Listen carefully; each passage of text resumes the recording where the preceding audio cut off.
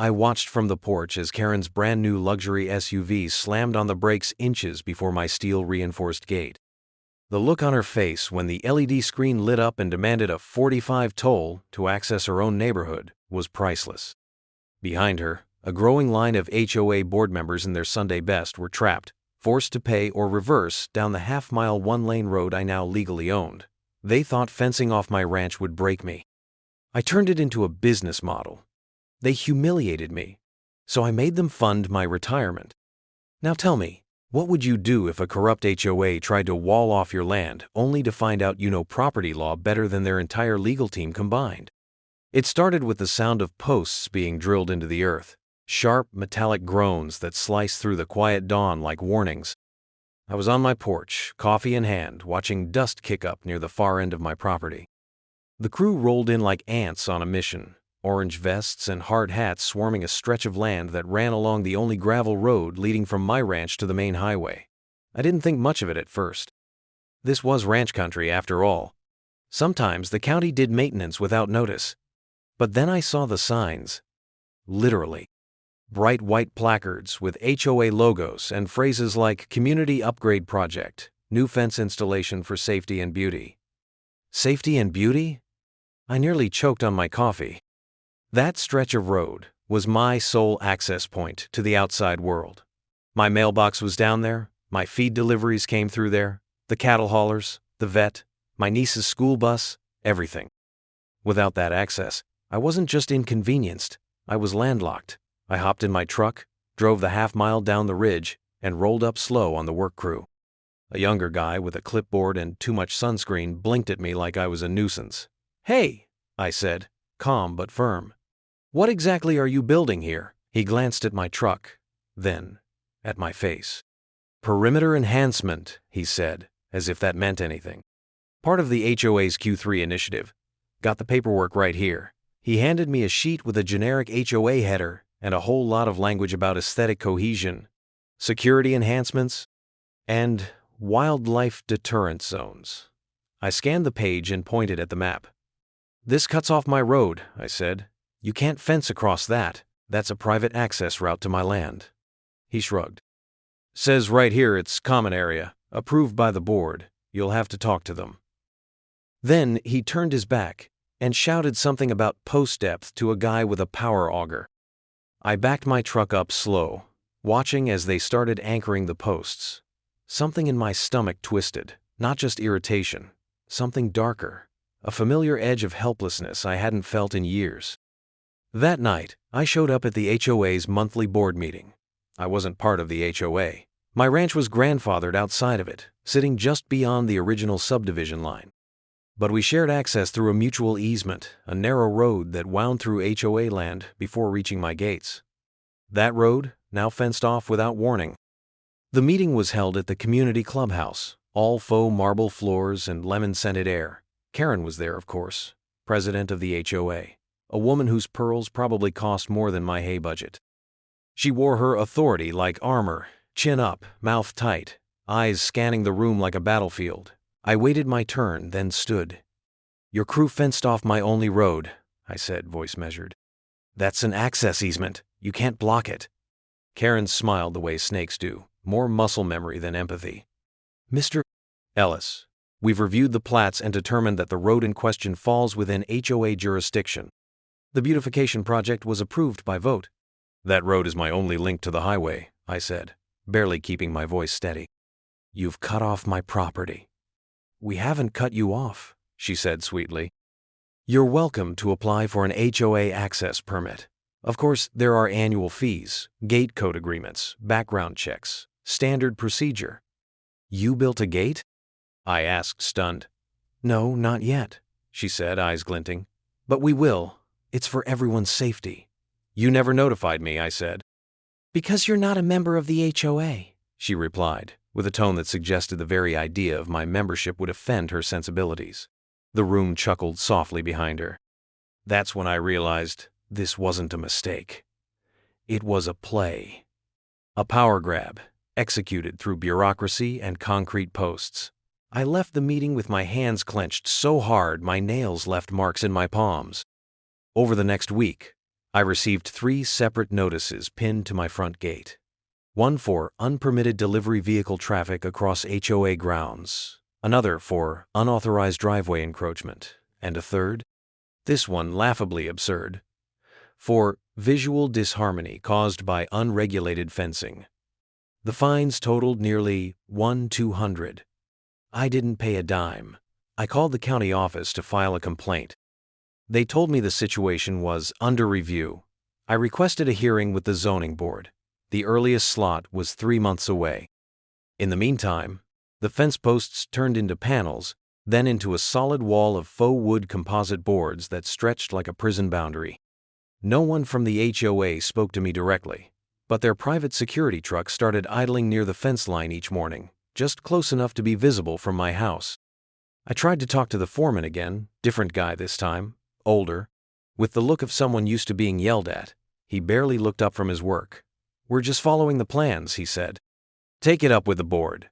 Then, without irony, he added, "We're trying to keep the area beautiful." My neighbor Walt came by that night, his golf cart covered in dust, a half-eaten sandwich in one hand and his old ham radio under the other. "They boxed you in," he said, no preamble. "I warned you about Karen." "I thought she just hated mailbox colors and loud dogs," I muttered. Walt laughed. "She does. But she also hates anything she can't control. And you," he pointed with his sandwich, "are a 6-foot property rights-shaped migraine." "I can't even get hay delivered without trespassing now," I said. "She's daring you to break a rule," he replied. "She wants you to snap. Then she's got cause." I stared out at the fence in the moonlight. It looked like a dam, holding back something wild and angry. Me. The next day, I tried to bring in a tractor-trailer of feed by using an old utility easement from the back of my property. It involved crossing a dry creek and hugging the boundary line. The trailer got stuck in soft earth, and within 45 minutes, 2 HOA patrols showed up, flashing orange lights like they were county sheriffs. One of them handed the driver a citation. The other filmed the whole thing. I knew then this wasn't just obstruction. It was war. Karen didn't want access permits. She wanted submission. She wanted me to pay, sign their rules, join the HOA, bow my head. And when I refused, she escalated. That week, they installed motion cameras pointed at the road I'd used for 20 years. The HOA newsletter included a subtle jab about community awareness and monitoring suspicious rural activity. A neighbor told me Karen had mentioned me by name at the board meeting, called me the rogue rancher, and claimed I was undermining community harmony. My mail stopped getting delivered. The USPS driver left a note at the highway entrance. No legal access to property. I drove into town to beg the postmaster for a solution. He said he needed written confirmation from the HOA that I had a right-of-way. When I showed him the original plat maps, he sighed. "These are old," he said. "They've filed updates. Legally, I can't override them." I went home with a box full of undelivered letters and a fury that was starting to boil. They hadn't just fenced me in. They'd stripped my address of function. I wasn't just landlocked. I was invisible. And every time I stared at that new fence, I saw it for what it was. A wall meant to isolate, to humiliate, to provoke. Karen thought she could cage me. She thought if she played the long game, I'd fold. But I wasn't planning on folding. I was planning something else entirely. And it started by walking the fence line, every inch, every post, every oversight. Because if they wanted a war, they were about to get one. Just not the kind they were ready for. It began with a letter slipped through my temporary roadside mailbox, like a dagger through velvet. Folded neatly inside an envelope, embossed with the HOA crest, was a 3-page notice titled Formal Citation for Non-Compliance, Livestock Transit Violation. The language was sharp, precise, and intentionally convoluted, crafted to sound more official than most government memos I'd received during my former life. It stated, in bureaucratic flourish, that livestock activity and associated transport vehicles were observed traversing HOA-managed accessways without appropriate authorization or certification as per Article 6.3. Section B, Paragraph 2. I read it twice before laughing out loud in my kitchen, the kind of bitter, breathless laugh you make when you're being slowly suffocated with red tape. Livestock activity? I ran a cattle ranch. My income depended on rotating those herds and getting feed in, beef out. It wasn't a hobby, it was a business, and they had just declared war on my livelihood with a sheet of paper. 2 days later, another citation. This one accused me of erecting an unapproved perimeter barrier around my west paddock. Never mind that the fencing had been in place for over a decade and predated the HOA itself. They attached a fine of $750 and threatened further action if it wasn't removed. It was nonsense, all of it. But each letter came wrapped in that same smug civility, signed by Karen herself in sweeping cursive, and delivered like a bullet wrapped in silk. The worst was the third notice. Illegal commercial delivery activity, it read. Multiple violations observed related to unauthorized vendor traffic along HOA-maintained paths. It listed dates, times, even vehicle makes. They had a surveillance log. They'd been watching every truck that crossed that cursed new fence line, documenting them like poachers. I had to meet with the delivery company to assure them they weren't being dragged into some lawsuit. They were nervous, talking about cutting ties if things got uglier. Karen was trying to bleed me out without ever setting foot on my land. She knew dragging me into court would take time. But death by paper cut? She could manage that all day long. I tried the diplomatic route first. Foolish of me. I called the HOA's legal counsel, an oily man named Dorian Galt, with the kind of voice that always sounded like it was selling you something you'd regret owning. I asked for a sit-down mediation session. Just to clarify intent, I said. I want to find a peaceful resolution before we both spend 10 grand on nonsense. He agreed reluctantly, probably thinking they could play me into a corner. The mediation was held in a rental conference room at the local civic center, neutral territory. I walked in with plats, deed copies, photographs, even a sworn affidavit from the original land surveyor who plotted my property in 1984. I laid it all out. Dorian listened, nodding like he cared, and then Karen walked in, sunglasses still on indoors, followed by 2 board members who looked like they'd rather be anywhere else. She didn't sit. She didn't look at my documents. She just smiled that predator's smile and said, "Your paperwork is irrelevant. The board voted. The road is HOA property now. You either join or you stay locked out." "That road is a shared easement," I said, tapping the deed. "It was recorded in 1990 before your HOA even existed." "That document is obsolete," she said. "We've updated zoning with the county. You'll need to refile everything if you want it reviewed. And while you wait, well, we'll keep issuing notices for each violation." I stared at her, barely containing my rage. "You're trespassing across property boundaries with that fence. Then sue us," she said, shrugging. "But I should warn you, we've got insurance and we're very patient." Then she walked out. Just like that. I was stunned, not by the audacity, but by the casual confidence in her voice. She knew she could get away with it. And for the first time, I realized how deep the corruption ran. This wasn't just about me. It was about precedent. Karen had long stopped running the HOA like a homeowners association. She was running it like a private regime. The next week, things escalated. I had scheduled a vet appointment for one of my heifers that got tangled in wire. The vet arrived in a livestock trailer, same route as always, and parked just inside my property. 10 minutes later, a tow truck idled at the fence. The driver held a clipboard with an HOA-issued enforcement order. They were going to tow a licensed veterinarian's truck from my own land. I stepped out before they could even attach the hook. "You touch that vehicle," I said quietly, "and I'll have you arrested for grand theft auto and unlawful trespass." The driver hesitated, scanned his sheet again, and muttered something about just doing my job. Then he left. The vet was confused. I was furious. I sent another certified letter to the county office, attaching photos, citations, and a formal complaint. The reply came a week later. "Under review. Thank you for your patience." Patience. I was fresh out. That Friday, I woke to find that the HOA had sent out a newsletter blast to the entire community.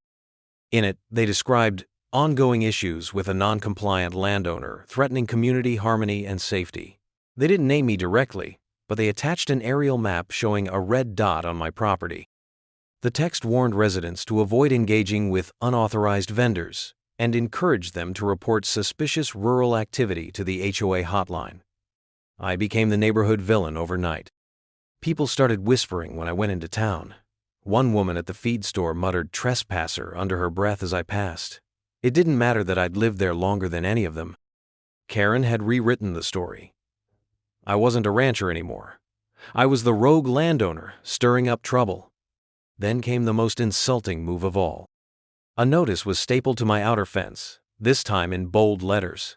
Proposal: HOA board to vote on eminent domain recommendation. It wasn't legally binding, of course. HOAs can't seize property. But the mere suggestion that they could propose it, file a recommendation to the county, bury it in paperwork, and try to muscle me out like a hostile acquisition, told me everything I needed to know. This wasn't about zoning. This wasn't about fences. This was about control, about Karen trying to prove she could break anyone who resisted. What she didn't realize, what none of them realized, is that I'm not just a rancher. Before I bought this land, before I rebuilt this house with my own hands, I spent 16 years in federal property litigation. I knew land law better than the average attorney. I used to teach boundary dispute seminars to county assessors. I've testified in courtrooms from Texas to Montana as an expert witness on easements, zoning ordinances, and historical right-of-way cases. And I didn't advertise any of that because I didn't need to, until now. Karen thought she could trap me with citations and fines. But she didn't know I could read a plat map like it was scripture. She didn't know I still had contacts in zoning, in land use planning, even in county engineering. I stopped responding to her notices. I stopped calling the HOA. Instead, I opened my files. I scanned every deed, every recorded survey, every change in easement law going back 25 years. And as I traced the property lines with a highlighter under the amber glow of my desk lamp, I found it. A loophole so elegant it made me laugh out loud. A single recorded clause in the 1,990 subdivision charter that granted shared ingress and egress rights to all adjacent parcels, including my own, under a mutual cooperation clause. It was buried in the appendices, untouched for decades. But it was still valid. And more importantly, it meant I could file for legal designation of the road as a private toll route, conditional on providing documented public access. They blocked my ranch, but I was going to turn their fence into my gate. They thought they could bleed me dry with paper? I was about to drown them in it. The law is a scalpel, not a sledgehammer. When you know how to wield it, you can cut deeper than any fence post ever could. I spent the next 3 weeks in silence. No angry letters, no emails, no complaints filed to the HOA. Just long hours hunched over my desk, combing through county archives and property records with a level of focus I hadn't tapped since my federal days. I reached out to an old friend, Mike Travers, a retired county surveyor who owed me a favor from a zoning dispute we'd untangled back in El Paso. "You still got access to the plat archives?" I asked him over the phone. "I need eyes on the original easement filings for the Westland Creek subdivision, 1,989 through 1,991. There was a pause, then a slow whistle on the other end.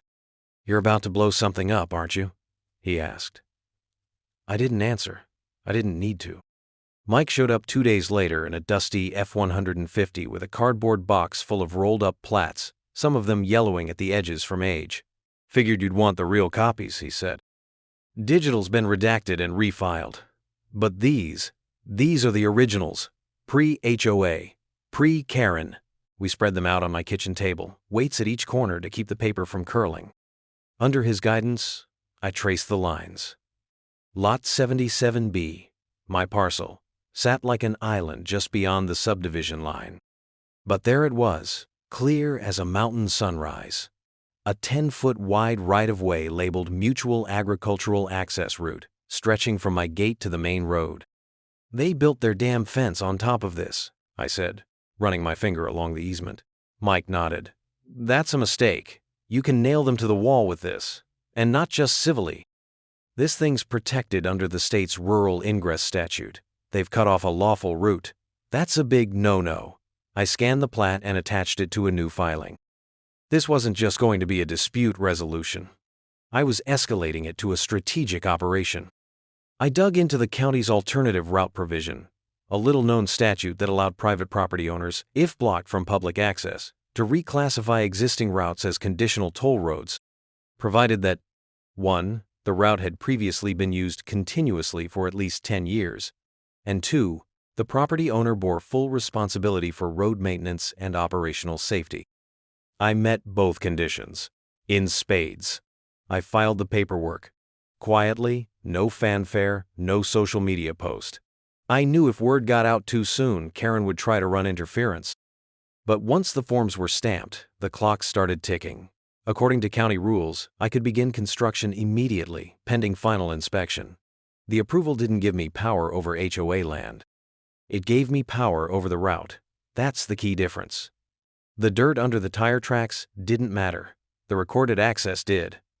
It was a surgical strike, and I'd just drawn first blood. I hired a private crew out of a neighboring town, guys with no ties to the HOA gossip mill. They arrived in unmarked trucks, early mornings and late evenings, pouring concrete pylons, digging shallow trenches, laying underground cabling. The neighbors saw trucks, sure, but I kept them guessing. Karen sent one of her junior board members, a squirrely man named Joel, to come investigate. I met him at the halfway point, clipboard in hand, wearing a reflective vest I'd bought for $6 at the hardware store. Perimeter maintenance, I told him flatly. County approved. He tried to peek past the site tarp. I stepped in front of him. You're on a provisional toll route now, I added. You should have received notice from the county clerk's office. He blinked at me like I'd spoken ancient Greek. Toll?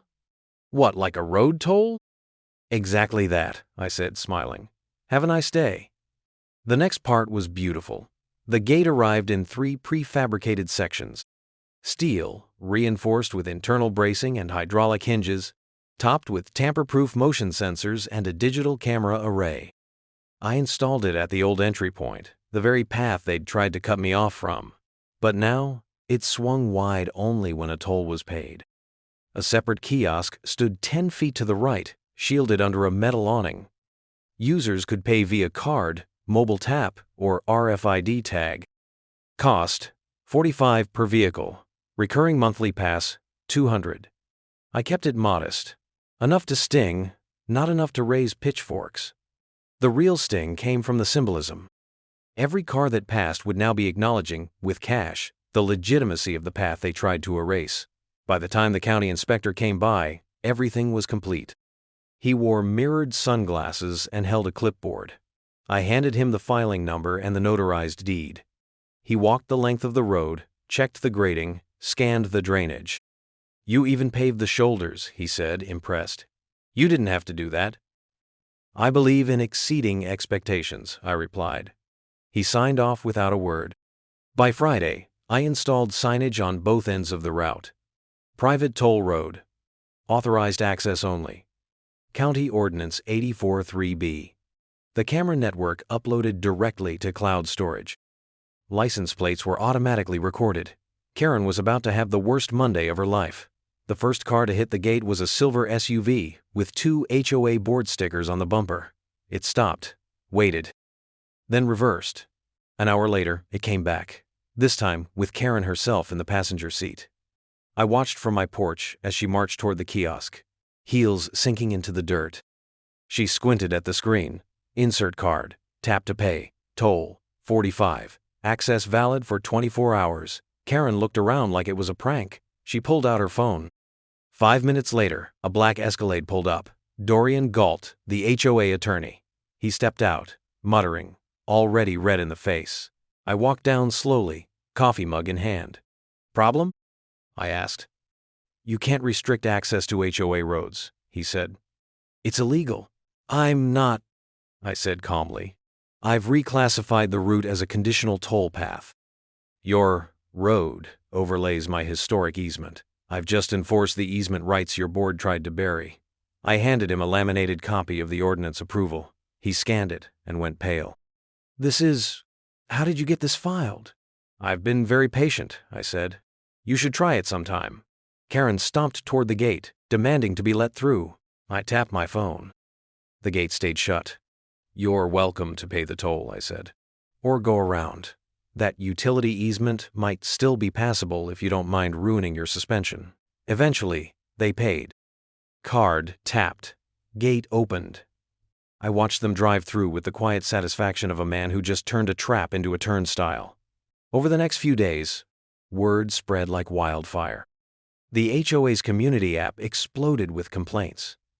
Unfair charges, extortion, land grab. They threw every accusation they could. But the county clerk issued a public statement.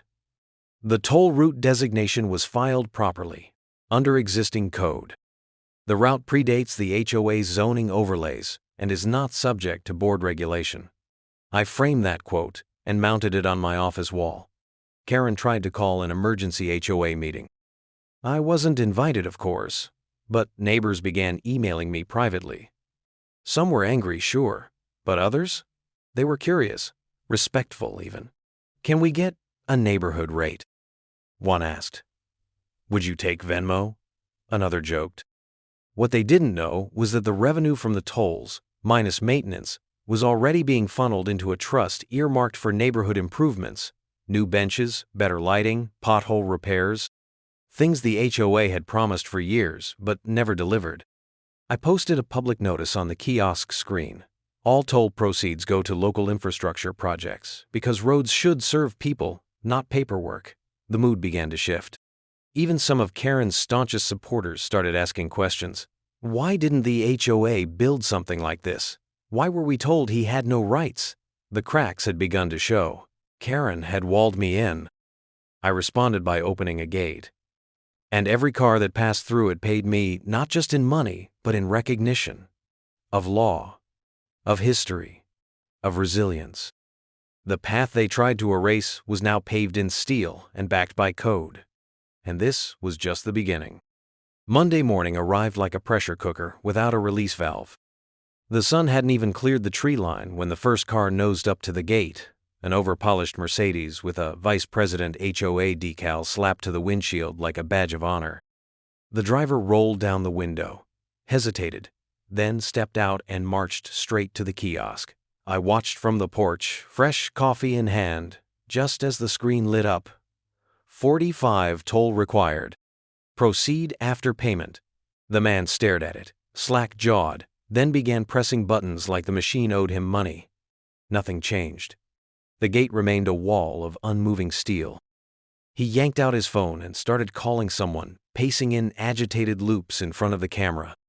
A few minutes later, a string of vehicles began backing up behind him. SUVs, crossovers, a landscaper's trailer hauling half a dozen trimmers. The early morning HOA traffic was bottlenecked into a single, unyielding point of access, and each of them had a decision to make: pay and pass, or sit and stew. By 7:45 a.m., the HOA group chat must have exploded. Karen showed up at 8:03 sharp. Her pearl-white Range Rover screeched to a halt in a flurry of gravel, cutting across the other vehicles like a queen entering her court. She was out of the driver's seat in seconds, her tablet in one hand and a thick stack of documents in the other. She stormed toward the gate, practically vibrating with indignation. The camera caught everything, her stomping, her finger jabbing at the screen, the audio of her shouting, "This is illegal! This is a community road, not your personal toll bridge!" I tapped into the speaker system from my porch. "Good morning, Karen," I said smoothly. "Please present your toll pass or use the kiosk." Her head snapped toward the speaker like a velociraptor spotting movement. "You don't have the authority to do this," she barked. "This is theft. You're extorting residents to access their own homes." "Actually," I replied, "you're extorting yourself. The path overlays a grandfathered easement." I filed the conversion with the county. "It's legal. You'll find the documentation in your inbox, assuming you didn't block my address like last time." "You can't enforce this," she shouted, slamming her hand against the kiosk. "I'm issuing an emergency injunction." "Already received your motion notice," I said. "I'll see you in court, Tuesday morning. Don't forget your reading glasses." She screamed something unintelligible, and stormed back to her car, tires spinning as she whipped a U-turn and disappeared down the hill, leaving her entourage to figure out how to get through. Most of them paid. A few didn't. They reversed, flustered and embarrassed, back into the unknown. I sipped my coffee and updated the access logs. By noon, the system had collected over 10 in tolls. By 3 p.m., local media had picked up the story. A news van pulled up outside the gate, the reporter poking around like he was hoping I'd step out with a shotgun. I didn't. I let the kiosk and the gate speak for themselves. That night, the HOA held an emergency meeting in the clubhouse. Multiple residents had started posting on Facebook and Nextdoor, furious at Karen for hiding the fact that the HOA blocked a legal access road. Someone even shared a screenshot of my permit on the county website. The tide was shifting. Karen had played the queen too long, and now the peasants were reading the rulebook. Tuesday morning came fast. I arrived at the county courthouse with a single briefcase. Karen showed up with Dorian, flanked by 3 board members and a private security guard like she was walking into a mafia trial. She wore a beige suit, too stiff for her frame, and looked every bit the empire in decline. The courtroom buzzed with reporters and HOA residents who had caught wind of the spectacle. Judge Avery, a no-nonsense man with a perpetually unimpressed expression, called us forward. Petitioner alleges that a private landowner has unlawfully restricted access to subdivision residents via an unapproved toll gate, he read aloud. Respondent? I stood, buttoned my coat, and slid a folder across the table. Your Honor, I present Exhibit A, county-stamped easement plat dating back to 1990, showing the road as a recorded mutual access path. Exhibit B, the ordinance allowing toll road designation under blocked ingress conditions. Exhibit C, receipts from 20 years of documented use without interference until the HOA constructed an unauthorized fence. The judge flipped through the documents, nodding slowly. Karen interrupted. He's extorting homeowners. We built that fence to prevent wildlife intrusion. He hijacked the road. The judge raised an eyebrow. You fenced off a recorded easement? We believed it had expired, she said quickly. The board voted. The board cannot overrule recorded land use rights. The judge cut in. And you, Mr. Ellis, you filed the toll designation through proper channels? Yes, sir. I've also contracted maintenance, installed safety infrastructure, and allocated the first 50 in proceeds toward neighborhood repairs. Something the HOA budget has ignored for 3 fiscal years. A murmur rippled through the audience. The judge looked at Karen like a disappointed parent. Your emergency injunction is denied. Mr. Ellis is within his rights. Next time, read the original plats before dropping a fence like a moat around someone's land. He banged the gavel. Case dismissed. The courtroom erupted. Some in cheers, some in groans. Karen's face was the color of faded lipstick. Dorian whispered something in her ear, but she pushed him away. I walked out with my head high, the briefcase swinging at my side. Reporters rushed me, cameras flashing. Is it true you're charging your neighbors to get to their homes? One asked. No, I said. I'm charging people to use a private road they tried to erase. Big difference. The story exploded. Headlines ran everything from local rancher beats OA and toll road showdown, to HOA president accused of abusing powers to landlocked resident. Karen's name was everywhere.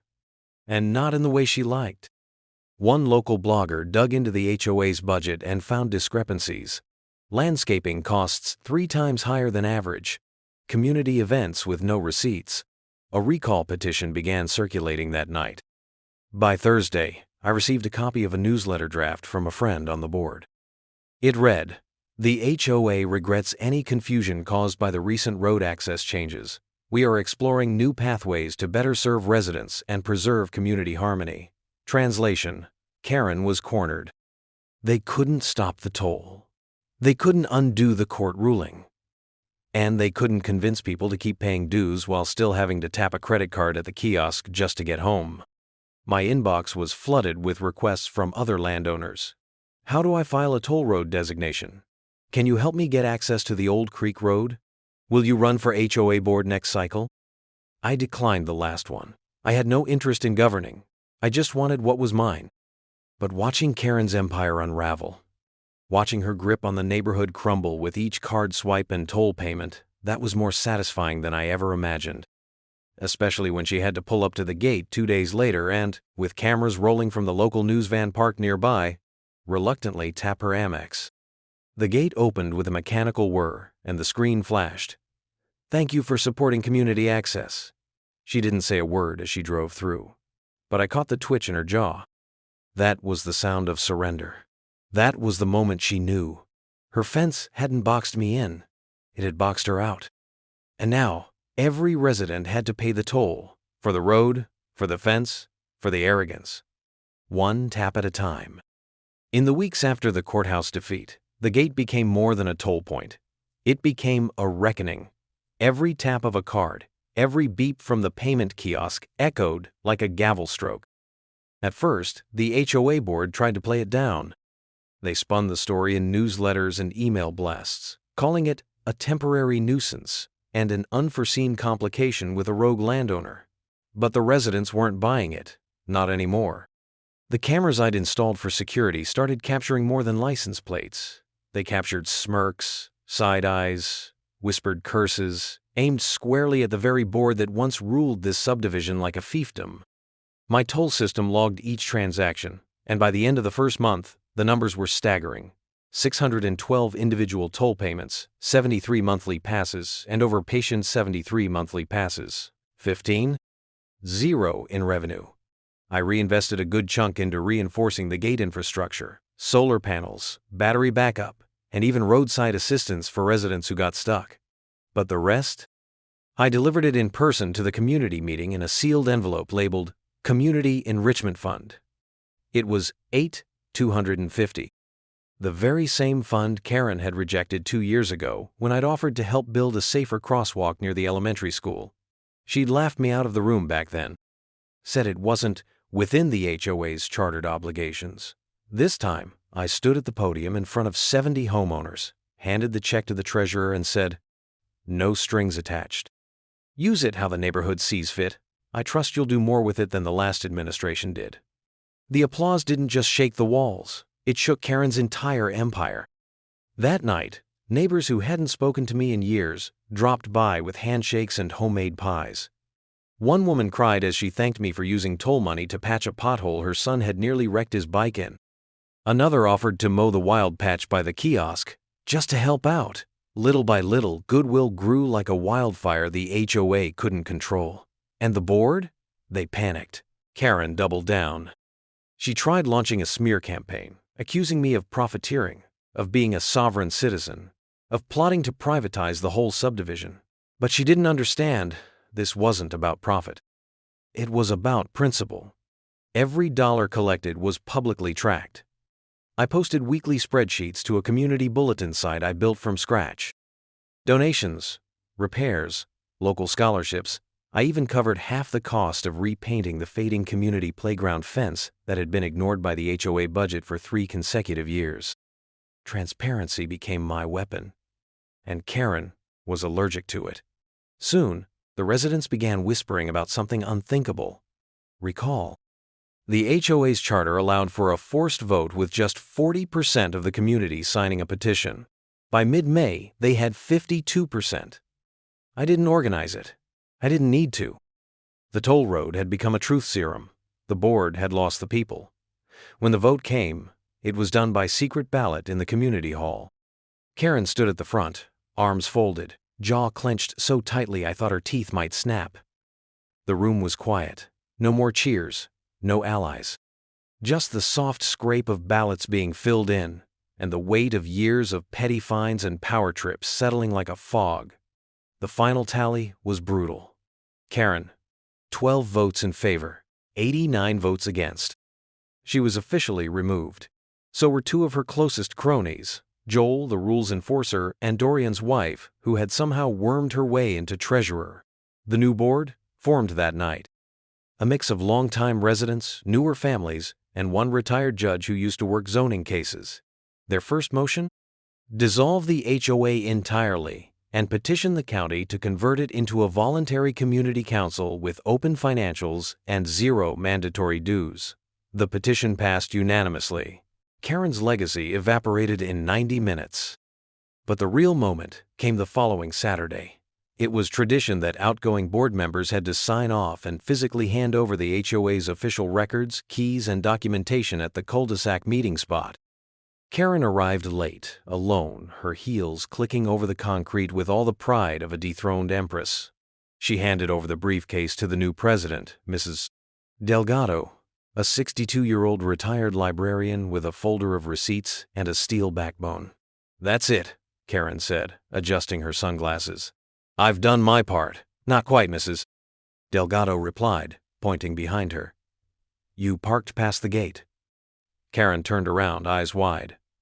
There it was, my steel monument, the gate, closed, waiting. And the kiosk glowing blue with expectation. She fumbled in her purse, pulled out her phone. I leaned against the kiosk with my coffee, watching silently. She stared at the screen, then sighed. "It doesn't take HOA codes anymore?" she asked. "That system was decommissioned," I replied. "We operate independently now." "You have to be kidding," she muttered, fumbling with her wallet. "I don't carry cash." "That's fine," I said, sipping. "We accept Venmo." She glared at me, the same fire she used to hurl in board meetings now flickering like the last flame in a dying lantern. And then, in full view of the residents she once lorded over, Karen L. Whitmore opened her phone, tapped into Venmo, and sent me $45 to get out of her own cul-de-sac. I let the gate open slow, on a delay, the motor groaning just long enough to let her stew in it. She drove through without a word, eyes fixed forward, the last seconds of her reign dissolving into gravel dust. From that point forward, the road stayed mine. The new council signed an agreement acknowledging the toll route as a permanent fixture, with full maintenance autonomy granted to me, in perpetuity, no interference, no regulations. I retained ownership, and they retained access, with the understanding that any future disputes would be handled with transparency and mutual respect. For the first time in years, the neighborhood felt like a community again. I started holding small events by the gate, barbecue cookouts, holiday lights displays, even a 4th of July banner hung across the toll bar. Kids called it the Magic Gate. Parents smiled when they drove through. And every time someone tapped their card, they did it with the knowledge that the money wasn't vanishing into some HOA slush fund.